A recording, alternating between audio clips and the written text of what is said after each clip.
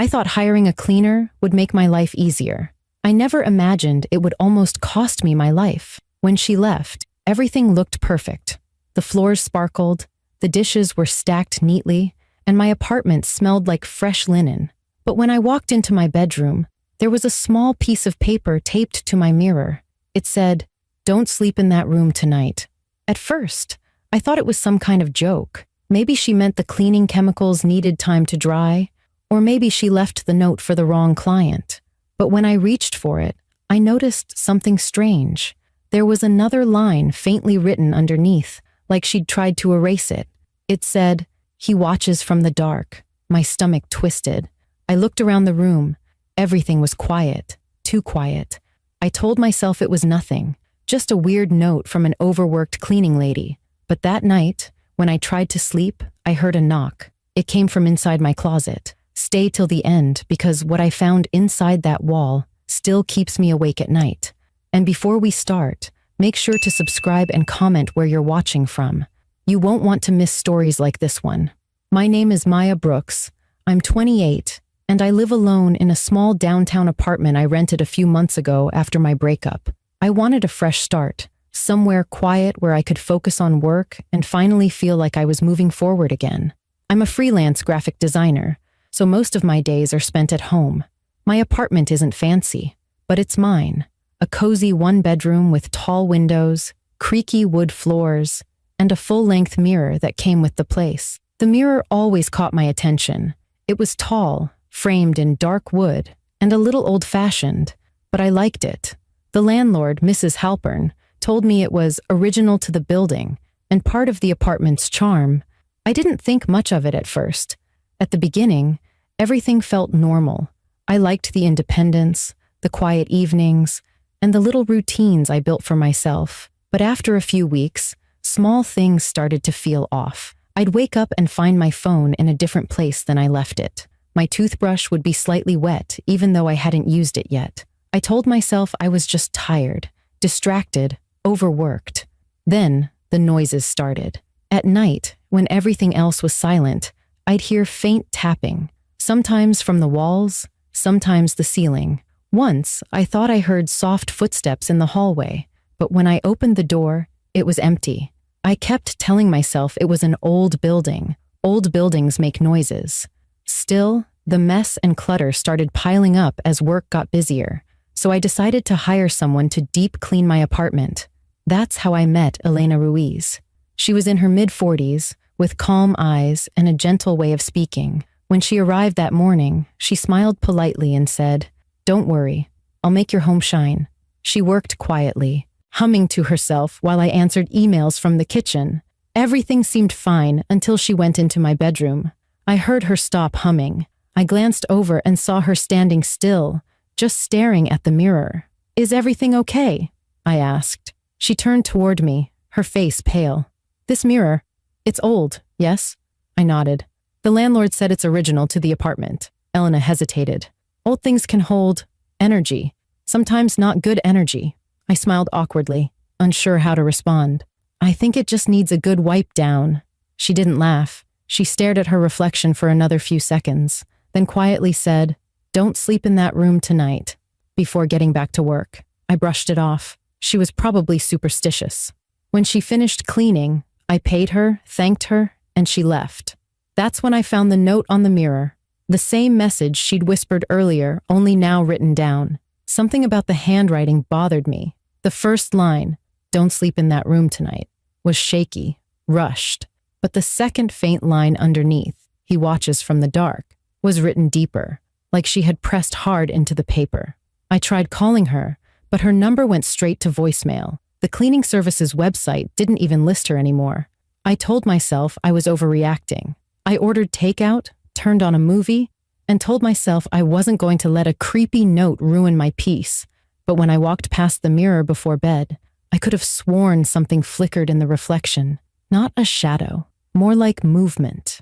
Just for a second, I checked behind me. Nothing was there. I laughed nervously, turned off the light, and went to bed.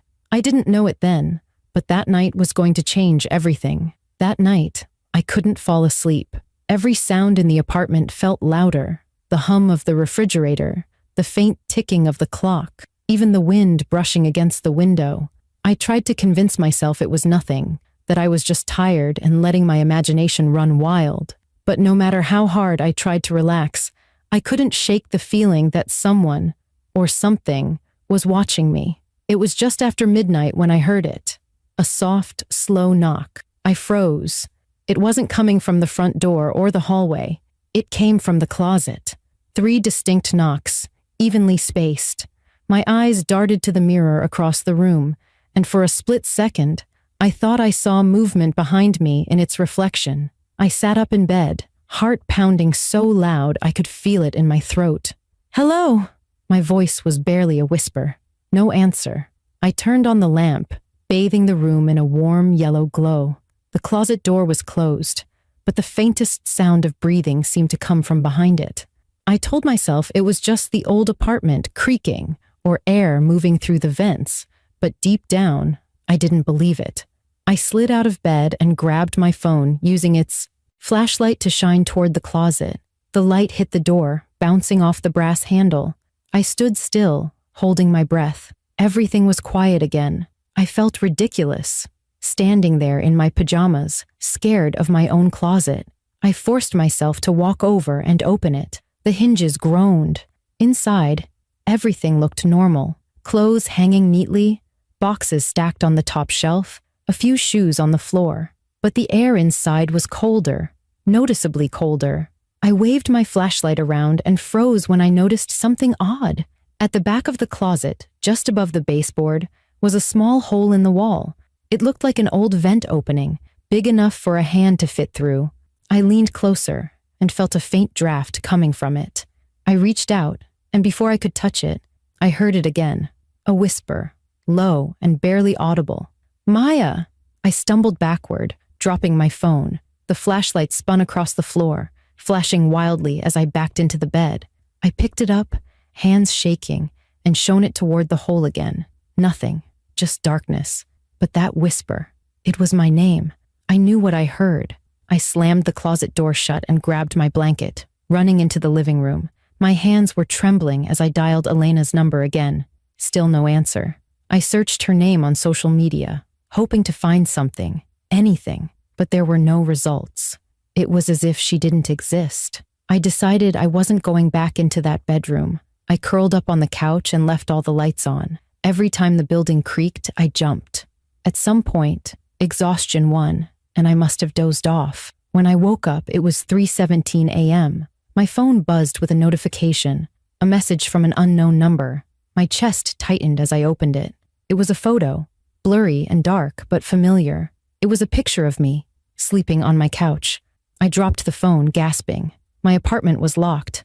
I ran to the front door and checked. It was still bolted from the inside. My windows were closed. How could someone have taken that picture? I grabbed my phone again and texted the number, my hands shaking so badly I could barely type. "Who is this?" No response. I tried again. "How did you get this photo?" Still nothing. Then, after what felt like an eternity, 3 words appeared on the screen. "Don't go back." I stared at the message, my breathing uneven. Don't go back? Back where? The bedroom? The closet?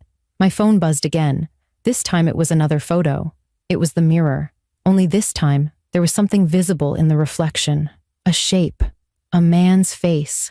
I screamed and threw the phone onto the couch, backing toward the kitchen. My mind was spinning. Someone had to be inside the apartment. There was no other explanation. I grabbed the biggest knife I could find from the drawer and slowly crept toward the bedroom. The lights were still on, casting soft shadows across the floor. The closet door was wide open. I was sure I had closed it. I called out, "Who's there?" My voice echoed slightly against the walls. No answer. I stepped closer, the wooden floor creaking under my feet. The mirror on the wall reflected part of the room, and as I approached, I noticed something wrong. The reflection didn't match what I was seeing. In the mirror, the closet door was closed. In reality, it was open. I felt the air shift, cold and heavy. My knees nearly gave out. I couldn't move, couldn't breathe. And then, so faint I almost missed it, I heard the sound again. A slow, deliberate knock, But this time, it wasn't from the closet. It came from inside the wall, right behind the mirror. I stumbled back and ran out of the room, slamming the door behind me. I locked it, even though I knew a lock wouldn't help. My hands were shaking so badly that I could barely hold the phone as I dialed 911. When the dispatcher answered, I said, "There's someone in my apartment. Please send help." She told me to stay on the line, but as I stood there, I heard something that made my blood run cold. The bedroom door handle started to turn. Click, click, click. Something, or someone, was on the other side, trying to come out. I stood frozen, the phone pressed against my ear, listening to the soft creak of the doorknob turning. The dispatcher's voice crackled through the line, calm and professional, but distant, like she was speaking from another world. "Ma'am, stay calm. Can you safely exit your apartment?" I couldn't speak. My throat felt tight. The handle twisted again, slowly this time, then stopped. The silence that followed was worse than any sound. It was the kind of silence that makes you feel watched. "Ma'am, are you still there?" the dispatcher asked. "I can't move," I finally whispered. "He's in there." "Who's in there?" I didn't have an answer. Whoever, or whatever, was behind that door didn't belong to the world outside of it. Then, from inside the bedroom, came the faintest sound of humming, the same low, rhythmic tune I'd heard from the closet the night before. I clamped my hand over my mouth to keep from screaming. The dispatcher's voice brought me back. "Maya, listen to me. You need to leave the apartment. Is there another exit?" The kitchen window. It led to the fire escape. I turned slowly, trying not to make a sound, and took small steps toward it. My phone nearly slipped from my sweaty hand. Every movement felt amplified, the creak of the floorboards, the whisper of my own breath. Then came a new sound. Soft scratching. Not from the door this time, but from inside the wall. It started near the bedroom, faint and irregular, but quickly spread, moving along the wall toward me, like something crawling through the plaster. I bolted. I climbed onto the kitchen counter, shoved the window up, and pulled myself through into the cold night air. My feet hit the metal of the fire escape, and I nearly lost my balance, clutching the railing. The wind hit my face, sharp and freezing. I stayed low, listening. Behind me, through the kitchen window, I could see the bedroom door slowly open, just an inch, then another. My whole body trembled as a shadow moved across the light spilling from the hallway. I didn't wait to see more. I climbed down the fire escape as fast as I could. My bare feet slipped on the metal, but adrenaline kept me going. When I reached the second floor, I heard something that made me stop cold. A voice. "Maya." It was my father's voice. Calm, familiar. But my father had been dead for 3 years. I turned and saw a figure standing at my kitchen window, half hidden in the darkness. I couldn't make out the face clearly, but the outline was human. Still, something about the way it moved, slow, deliberate, tilting its head too far to one side, wasn't right. "Please don't run," the voice said softly, echoing through the empty alley. My heart slammed against my ribs. I kept climbing down until I reached the ground, then sprinted across the back lot toward the street. I could hear the dispatcher still talking through the phone in my hand. "Officers are on the way, Maya. Where are you now?" "I'm outside," I gasped. "He's still in there. Stay where you are. Do not go back inside for any reason." But I couldn't just leave. My laptop, my phone charger, everything I owned, still inside that apartment. It was a stupid reason, but panic makes you cling to normal things. I paced near the curb, shivering, waiting for the sirens. Every second felt like an hour. When the police finally arrived, they went inside with flashlights and weapons drawn. I stood behind their car, hugging myself for warmth, trying to focus on the flashing red and blue lights. 10 minutes later, one of the officers came out. His expression was unreadable. "There's no one in there," he said. I shook my head. "That's not possible. I saw him. I heard him." The officer looked toward the apartment, then back at me. "Your bedroom mirror. Did you know it's not attached to the wall?" My stomach sank. "What do you mean?" He gestured for me to follow. Inside, the apartment felt wrong. The air was colder than before, heavy with the smell of metal and dust. The officer led me into the bedroom. The mirror was leaning slightly forward, like something had been moved. He and another officer lifted it carefully, and behind it was a hole in the wall, wide enough for a person to fit through. Inside, the darkness stretched deeper than I could see. The officer shined his flashlight into the hole. There's a crawl space back here. Looks like someone's been using it. He stepped closer, crouching down. Ma'am, I think you should wait outside. But I couldn't move. I watched as he reached into the opening and pulled out a small object wrapped in a plastic bag. It was a phone. My old phone. The one I'd lost 2 months ago and assumed I'd dropped somewhere. The other officer pointed deeper into the crawl space. There's something else. They shined both lights in, and that's when I saw it. A small mattress, food wrappers, empty water bottles, and a pile of photographs. I felt my knees weaken. Every photo was of me brushing my hair, me cooking, me asleep. Every angle came from inside the apartment, most of them from the perspective of the mirror. One of the officers looked up. Whoever this was, they've been here a while.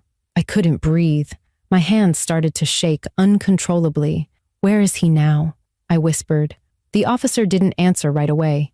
He turned his flashlight toward the far corner of the crawl space, where a small opening led into another section of the wall. He knelt down, shining the light through it.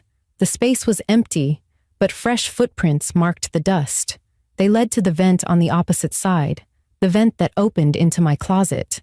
I stumbled backward, pressing a hand to my mouth. The officer called for backup and sealed off the area, but all I could think was that the thing, whoever it was, had been right there, watching me every night through that mirror, listening, breathing, waiting. The truth was worse than any ghost story.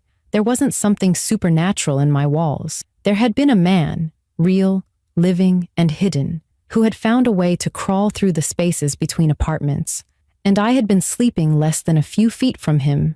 The police spent hours inside my apartment that night, taking photos, measuring the walls, and tracing the hidden passageways that connected to the old vents. I sat outside on the curb, wrapped in a blanket one of the officers had given me. My hands wouldn't stop shaking. The air was cold, but that wasn't why I was trembling. It was because I couldn't stop thinking about it. How long had he been there? How many nights had I slept while someone crouched in the dark behind that mirror, watching me breathe? When Detective Harris came out of the building, he crouched beside me. His tone was calm, but heavy. Maya, we found clear evidence that someone was living in your walls. There's a crawl space that connects several units on your floor through the old ventilation system. It's likely been there since before the building was renovated. I swallowed hard. Did you find him? He shook his head. Not yet, but we're not leaving until we do. I nodded, but inside, panic churned. I couldn't stand the thought of him still being in there, somewhere inside that maze of walls. The officers had sealed the mirror space with police tape, and they were using dogs and heat sensors to search the connecting ducts. Every few minutes, I heard muffled shouts from inside the building as they moved from one apartment to another. After about an hour, an officer came rushing out, his face pale. "Detective, you need to see this." Harris stood, motioning for me to stay put, but I couldn't. I followed a few steps behind as they led him back into the building, down the hall to the unit next door. The apartment's tenant was away. Luckily, they'd given the police permission to search. The inside of that apartment looked like a mirror image of mine, except darker. The furniture was covered in dust sheets, and the air smelled musty, like something had been rotting for months. One of the walls had been pried open, revealing another hidden space behind it. Inside, the flashlight beams caught something that made everyone freeze. There was a mattress on the ground, stained, filthy, and piles of objects surrounding it. Food containers, bottles of water, and clothing. My clothing. Shirts I hadn't seen in weeks. A scarf I thought I'd lost at the laundromat. And on the floor beside them was my missing house key, taped to a small, handwritten note that said, "I let myself in."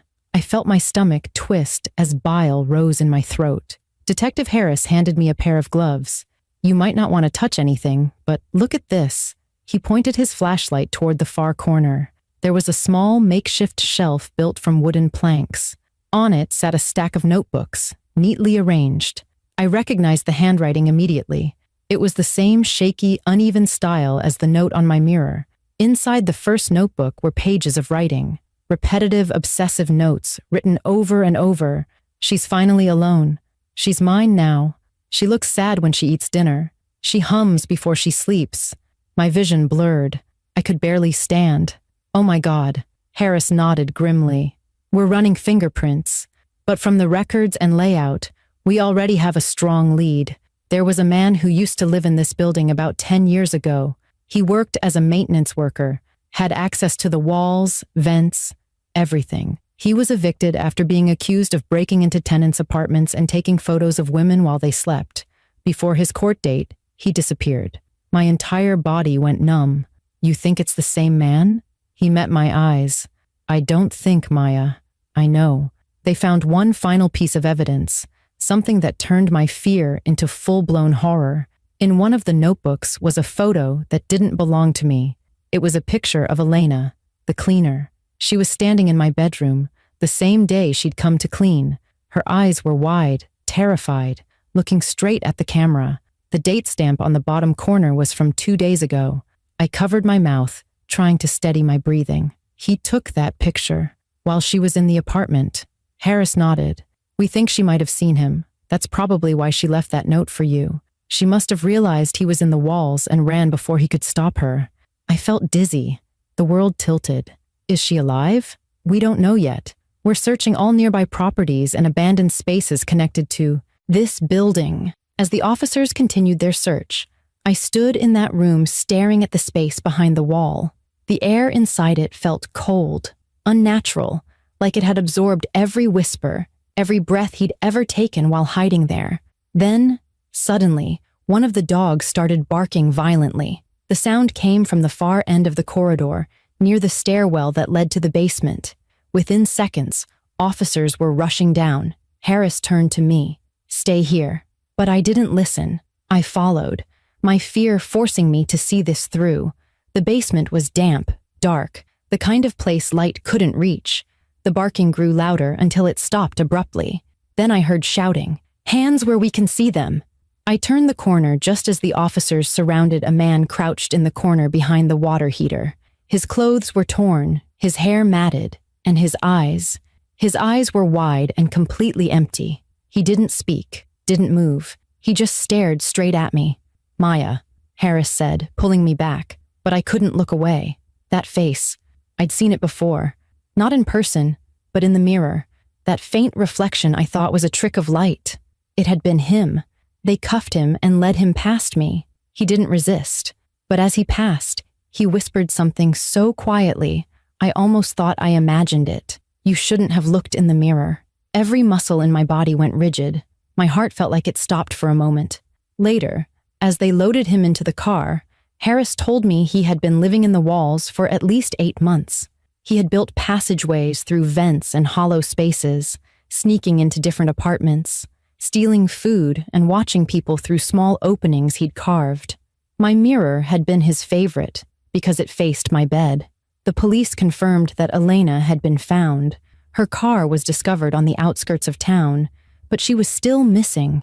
It was clear she had tried to warn me before disappearing. That night, as I sat in the back of the ambulance, wrapped in another blanket, I watched as they sealed off my apartment with yellow tape. The building looked ordinary again from the outside, but I knew better. I knew what kind of evil could live behind the walls and smile through a reflection. And for the first time in my life, I understood why Elena had written those words.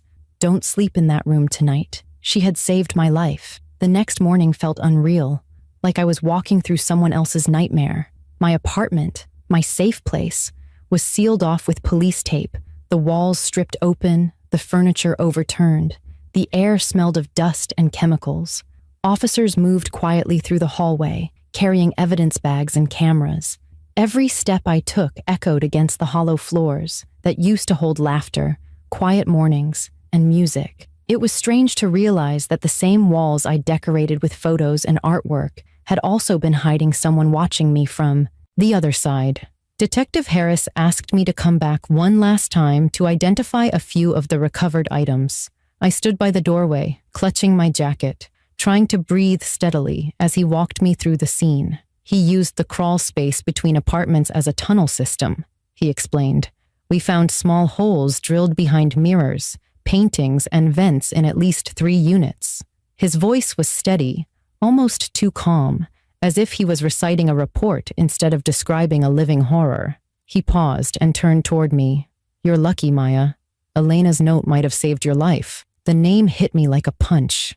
Elena, the cleaner who had seen something I didn't. The woman who'd tried to warn me before she disappeared. I asked if they had found her, hoping against hope. Harris hesitated before answering. We found her car abandoned about 20 miles from the city. There was blood inside, but no sign of her. We'll keep searching. I nodded slowly, the weight of guilt pressing against my chest. She had risked her safety for me. She must have realized he was there, and I ignored her warning because I didn't want to seem paranoid. I kept telling myself I was safe because I had locks on my doors, blinds on my windows, and neighbors nearby. But none of that mattered when the danger was already inside the walls. When I left the apartment for the final time, I couldn't look back. The building's red bricks gleamed in the morning sun, but all I could see were the hidden spaces behind them, the dark places no one ever checked. I moved in with my cousin for a while, sleeping with the lights on every night. Any creak, any scratch, any noise at all made my body go rigid. I started avoiding mirrors. If I had to pass one, I'd glance away. I couldn't stand the thought of seeing something behind my reflection again. The following week, the story made the local news. Man found living in apartment walls of downtown complex. They called him the shadow tenant. Reporters mentioned how he had built a life within the structure, stealing food, charging devices through hidden outlets, even tapping into neighbors' Wi-Fi. They said he'd been in that building for nearly a year before anyone realized it. He knew when people were home, when they left, what they ate, what they said. He watched, listened, memorized. The police discovered several notebooks filled with obsessive entries. About me, he'd written that I was different, that I belonged there, that he protected me while I slept. Reading those words during questioning made my skin crawl. It wasn't random. He'd chosen me the day I moved in. He must have been watching the apartment even before I signed the lease. After everything, I started seeing a therapist. The nightmares didn't stop for months. Sometimes I'd wake up gasping, convinced I heard knocking again. My therapist told me it was normal, that trauma replays itself until it feels safe to stop. But safety feels like a word that doesn't mean much anymore. I still double-check closets, vents, and even behind mirrors wherever I go. I don't think that habit will ever fade. A few weeks later, I got a call from Detective Harris. They'd finally confirmed the man's identity. His name was Mark Ellison, a former maintenance worker who had been declared missing in 2015. His old employee records showed a history of complaints for entering tenants' apartments without permission, but he had vanished before facing charges. For years, no one knew where he went. He'd been living there, between the walls, surviving off forgotten corners of people's lives. They also found a second phone hidden in his crawl space. On it were hundreds of photos and videos, not just of me, but of other women who had lived in the building before. Each photo was labeled by apartment number and date. Some were taken years ago. He had been doing this for far longer than anyone realized. I listened in silence as Harris explained, feeling numb. When he hung up, I sat there for a long time, staring at nothing. Eventually, I whispered the only question that still haunted me. How could someone live that close, for that long, without being seen? I think the answer is simple. We don't look. We live our lives assuming we're alone, that the locks we use are enough, that walls are barriers and not hiding places. But I learned that sometimes the real danger isn't outside trying to get in. It's already inside, waiting for you to fall asleep. Months have passed now. I moved to a new apartment on the other side of town. It's newer, brighter, with no hidden vents or creaky floors. But sometimes, when the night is too quiet, I catch myself staring at my new mirror, half expecting to see those dark eyes staring back. I never do, but the fear never completely fades. It lingers in small ways, like locking every door twice, keeping a flashlight beside my bed, and listening for things I hope I'll never hear again. If I've learned anything, it's to trust my instincts. The signs were there from the start. The cold air, the missing items, the strange noises. I wanted to believe they were harmless because the truth felt impossible. But the truth doesn't care if you believe in it. It's still waiting behind the wall. So, if you ever get that gut feeling that something isn't right, please listen to it. And if you ever find a note warning you not to sleep in your room, take it seriously. Because some warnings come from the last person who saw what you didn't. If this story made you feel even a little uneasy, take a second to subscribe to my channel and comment where you're watching from. And remember, sometimes the scariest things are the ones you never see.